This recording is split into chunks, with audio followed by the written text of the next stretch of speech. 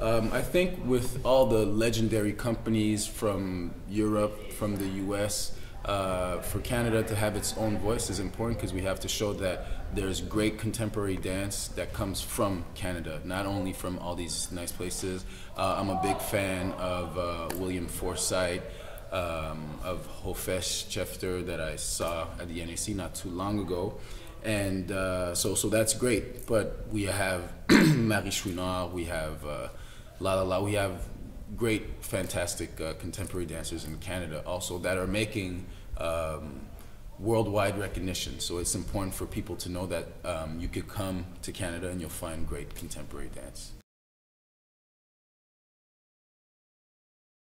I mean, that's could be a long discussion, but if you look at the word contemporary, it means today. So I don't think there's anything more up to date, there's anything more contemporary than hip hop culture. It's the voice, arguably the biggest voice for youth around the world in terms of the arts that it displays within the hip hop culture. There's dance, you know, different forms of dance, there's graffiti, there's emceeing, DJing, fashion, all that stuff, right? So it is very much the most contemporary thing. Any artist that's relevant today has some sort of hip-hop influence, whether it's in rock and roll or in alternative music.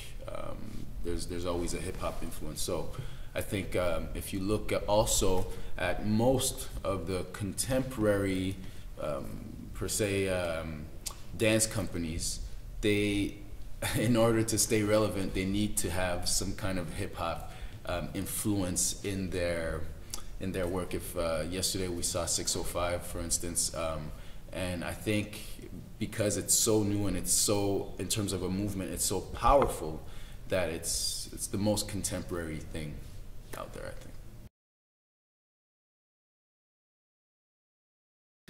There's a lot of preconceived notions about hip-hop culture, hip-hop dance, and for me to be on stage is I would like for this piece anyway, there's different intentions for different pieces, but for the audience to really experience something and not just feel like they're watching a performance, feel that they're kind of involved in some way. It'd be different for everybody. Some might feel like they want to stand up and come on stage and dance with us.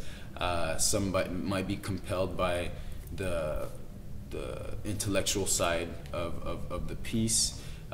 Some might just get a really good laugh, but in the end, for sure, I would like the audience to feel like they have experienced something. Like the show is not just a great show that's compelling and entertaining at the same time. It's like an experience. So I would like for them to have a performing arts way of experiencing hip hop.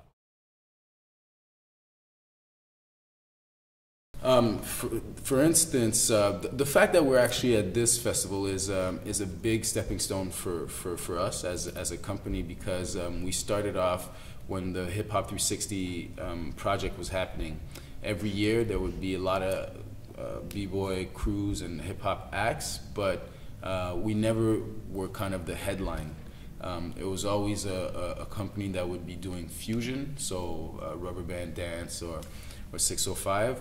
And so for us to today have our own day, and it's the closing day of the festival, and that we're performing, it means a lot. I hope that the company, yes, it sets like a standard for b-boys and b-girl street dancers that want to come to the performing arts world, and I hope it really influences people to, you know, I have a mandate for the hip-hop world, for my world, and also I'm coming into this performing arts world, contemporary dance world, where I want to show that, you know, what we do is just as legitimate and professional as any other type of dance, right? So to perform means a lot on different levels.